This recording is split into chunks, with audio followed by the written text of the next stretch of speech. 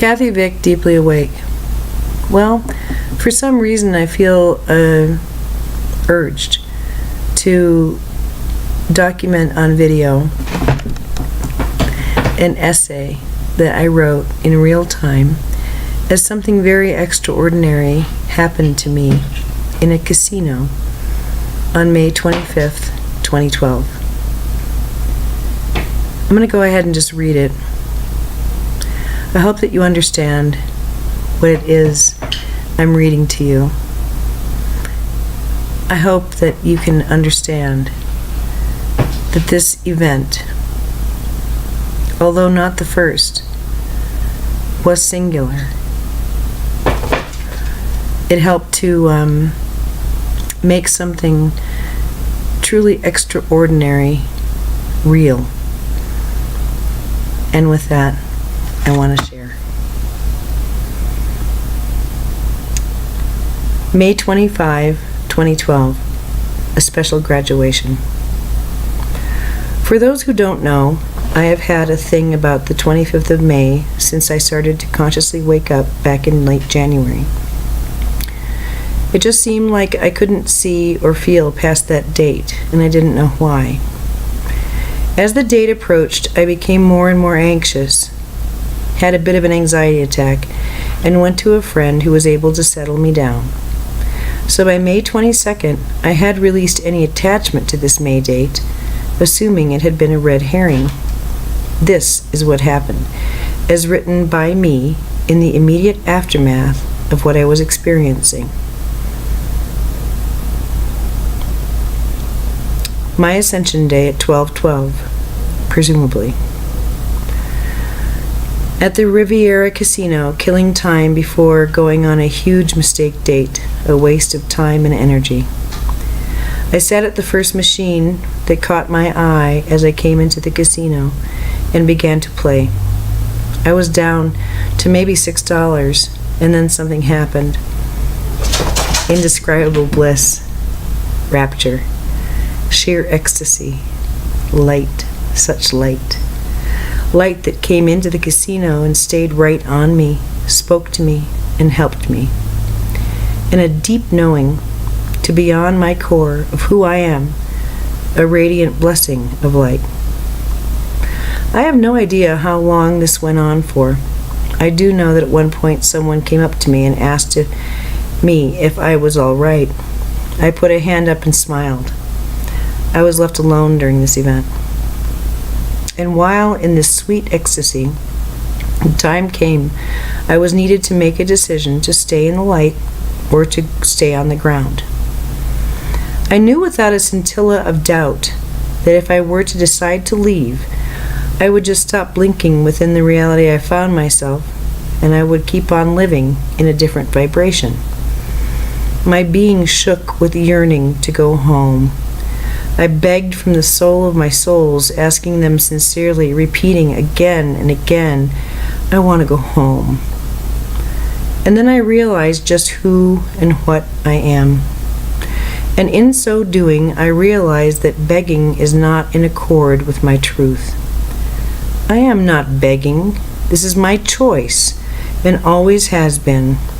My going home is not dependent on great influxes of light, and it has never been withheld from me by another. I realize as I type that all this time, all this great longing to go home, and the belief that I have been on the receiving end of a big cosmic practical joke because I never wanted to be here. I saw this all from a different perspective. I had been the one, always have been the only one, to withhold my going home from myself. No one and nothing else has ever prevented me from going home. From there I knew that the only response to the question of whether I wanted to stay or go, the only response that is in accordance with my soul path is, not my will, but thine be done. I am yours, and you are mine, and I will do as you wish, your will. I looked up, eyes closed, as a blinding light came to me. It was all-knowing, all-encompassing, all-giving, and all-loving. As I was making my decision, I would look up and the light was there, and I asked, if I stay, are you going to be there or are you going to leave me? And I have every assurance and proof in my heart that this light is always with me now, talking to and guiding and loving me. And this, if I am to remain, becomes the core note of my being. This great love, sacrificed so gladly before the one Creator. This is my greatest willing gift. I give of my comfort. I give of my peace of mind. I give of my involvement in the lives of others to whatever extent we can endure. I give my love of you to you, and am willing gladly to offer you this sacrifice of separation.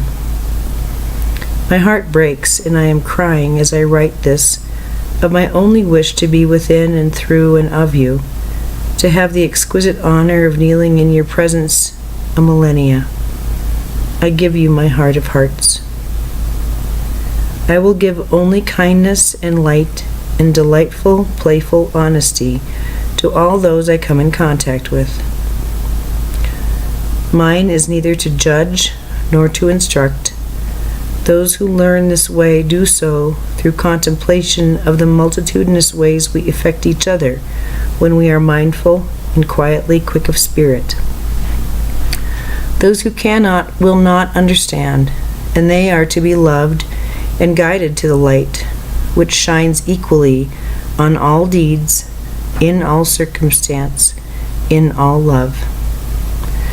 This is what we give, frightful initially, since what this brings to awareness is the pain and suffering inherent in this human construct, perfectly performed in accordance to a benevolent purpose, offering great light wherever and to whatever extent the dark has inhabited. This is the famed duality and the grand practical joke, which cancels out every morsel of fear. Light always conquers darkness. Isn't God wonderfully clever and playful and delightfully bold and delicious? Isn't God all of that in a bag of chips? So I'll hang here as long as it appears it is necessary for me to do so. It may be a while. It could be another 90 years. It's no longer up to me. It's not up to me. Magic and understanding and humor and generosity and simplicity and solutions and creativity, these are now my domains. This is my moment, and I will walk on, every step a loving gift to my God, my source, Creator, who is above and within and through and because of all things. This is my creation, my living, breathing, bleeding prayer in motion. I have no worries, only certainty that all is and always was, despite the living hell of it all, in absolute and divine and exquisite order, beyond any of our understanding, each moment consecrated, each gesture, word, and thought a living creation capable of life. There is great responsibility in the next part of all this. I thought I'd glow or be able to transmogrify or would carry some obvious sign or mark of this great inner change. Imagine my disappointment, realizing my cuticles are still dry and my hair still feels funny from that new shampoo. It's really weird.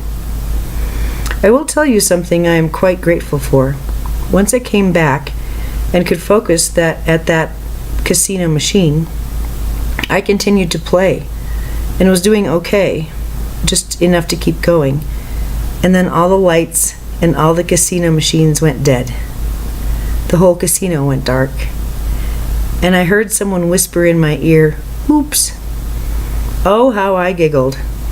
And I watched the video screen as the software got booted up. The first two sentences that kept on the screen read, "Check all, manifest. Check all, manifest." That got me to giggling more. They told me that you don't get a big power-up surge like that without needing to reboot the physical net, the physical reality. To be patient, because they were rebooting things. And it's in the physical. Yes, it's not imaginary. It's real. Now, I am at a different casino's parking structure, writing this all down, and the lighting in the garage is totally screwy where I'm parked. The lights getting dimmer, then brighter, then flickering off, then coming on. It's good to have the physical confirmation. Things seem to be getting back to normal. I decided to write because all I really want and need to do tonight is to go home and eat potato chips and maybe read or watch a movie. I couldn't figure out a way to deal with this because I'd made a date for tonight, the first date in 14 years. And I was initially excited about it, but this morning I realized this is not someone equipped to help me carry my burden. He is not an energetic equal. It's not because he's a past felon, on Social Security, without transport, and without spending cash. I don't really care about his past, but I do care about how able he is to function freely in his present. And as I was trying to figure out just what to do and how to think and feel about this dilemma, this is what precipitated the change in me. I had my headphones on and was listening to Collective Soul. I realized that although the songs might be written to describe human love, I've always sung along to Collective Soul, imagining I was singing these songs to God. It feels weird to even consider singing about love or loving a human in the way I feel these songs praising God. It feels foreign and false and messy and confused and exhausting. I realize I am totally and absolutely in love, in adoration, in constant worship of God. This is who I love, who I belong to and with. And I do want to make friends and would feel so lucky to finally find an equal on this earth. An equal. Someone as devoted to God, who has seen and touched and felt God. And this would fill me with such joy, more joy than I have ever known of earth. I wish this with all my heart. I can keep myself busy with work and interests and distractions, but oh, how I yearn to be among equals, clear channels of light, enjoying learning how to use these new gifts, learning applications to the mysteries, who walk through their lives with both mind and heart open. Those few who have come to know that these manifestations of suffering, comparing ourselves to others, creating the illusions of doubt, guilt, shame, and fear, these encircle each and every one of us in a ball of confused pain, an endless feedback loop of perceived loss and crushing grief. Stepping out of it does not occur until one intentionally and with honor steps through it. It is not through observing and thus judging another's interpretation of consciousness through dense matter. Each is suffering to varying degrees, and those who have not yet recognized the depths of separation inherent in this reality, those unwilling to plunge into the sharp, cold pool of fearful enemies of light, plunging until one's foot plants firmly on the bottom of that pool, skin cut to ribbons and bloodied, or untouched and bone white, pure and complete collapse of all sense of self, the pinnacle or the upside-down triangle, the depths unknown to those unwilling to admit to these things within self. Then it's all up, up, up and out, being birthed into a place where breathing is easier. The sun is shining brightly, insanely yellow. The sky is cartoon blue, fluffy little clouds, vivid greenery, cold and wet and sparkling, wondering what sounds good for lunch. This is ascension. I have known suffering, and I have known grace. I know God exists because grace exists. Mercy exists. Kindness exists. Gratitude exists. Giving exists. Laughter exists. Thought forms exist.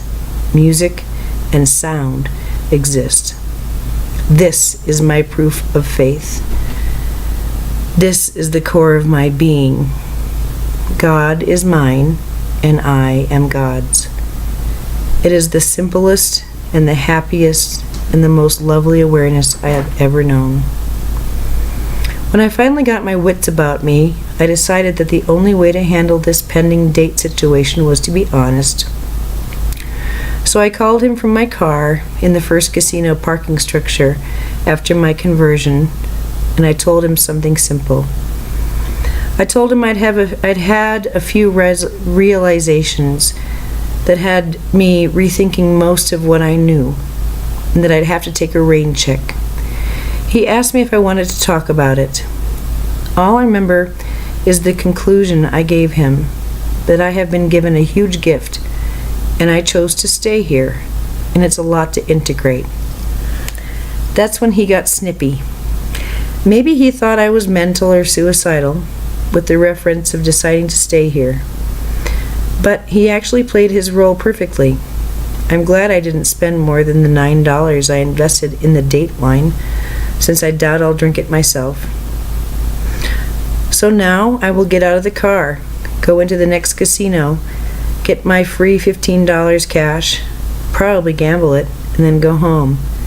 I'm jonesing Chinese food. I need to take a shower, and I need to sleep. I'm very uncertain about one thing. Like I referenced, I always figured when this happened, I would be noticeably different. But that certainly does not seem to be the case. It would appear we have a human angel phenomenon going on.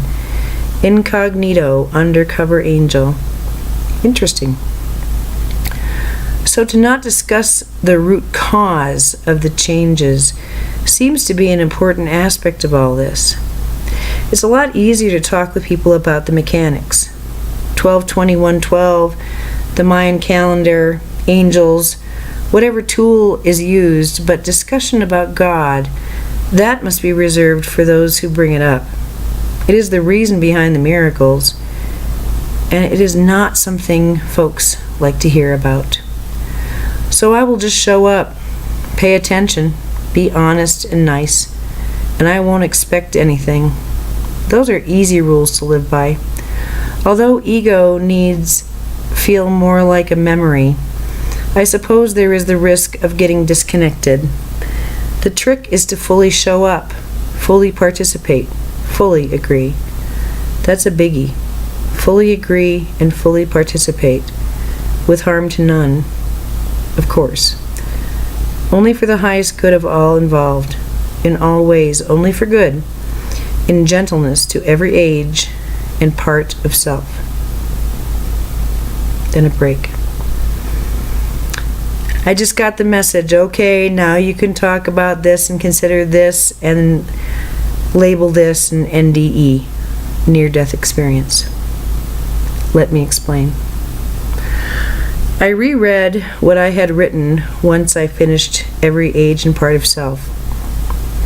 And about a third of the way through, I got a really tight feeling through my chest and a bad backache. About 2/3 of the way through, I had to put the book down. My head felt really weird, like I was on my way out, losing consciousness, fading. My nose started to run down the back of my throat like a faucet, and I was sure it was blood. I was sure I was having a stroke or a heart attack. My heart was pounding, racing. I thought, if this isn't a heart attack, if this is some sort of energy surge, I don't know if my dad's going to make it. I thought about how sad it will be for my sister to learn of my body having been discovered at the Ameristar parking lot. I thought about my son, but I didn't feel panic or even a need to remain. I was accepting this weird transition, seeing that this is the next step. I am dripping sweat. It took a lot of effort to put pen to paper again. As I came out of whatever the hell that was, I absolutely craved water. I remember doing some weird blessing to it and then chugging it. I can still feel how it revived me.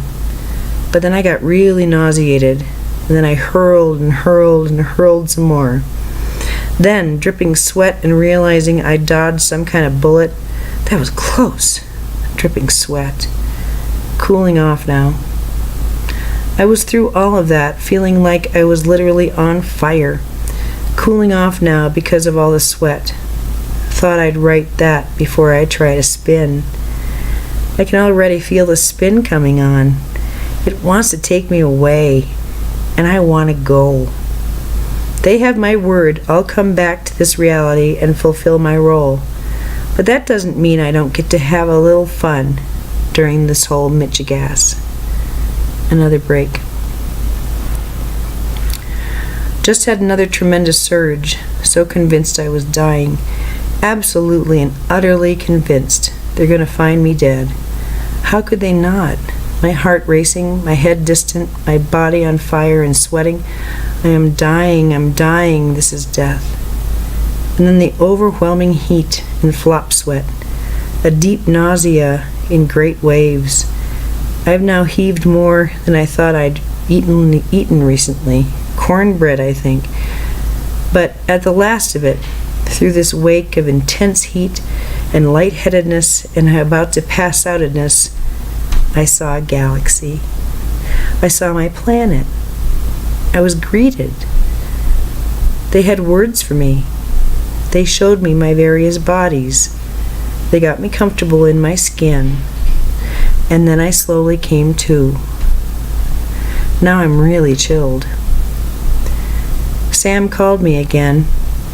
That's the third time, all during this thing, and always when I was somehow in a state of physicality, in these deep pockets of reality I know.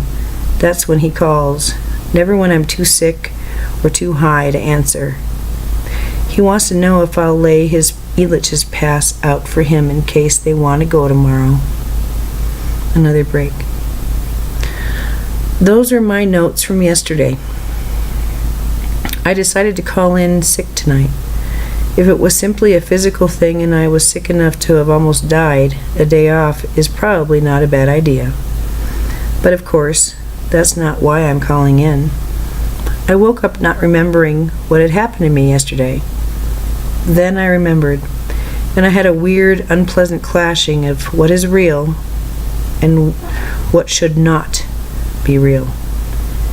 And here I am banging away at the computer.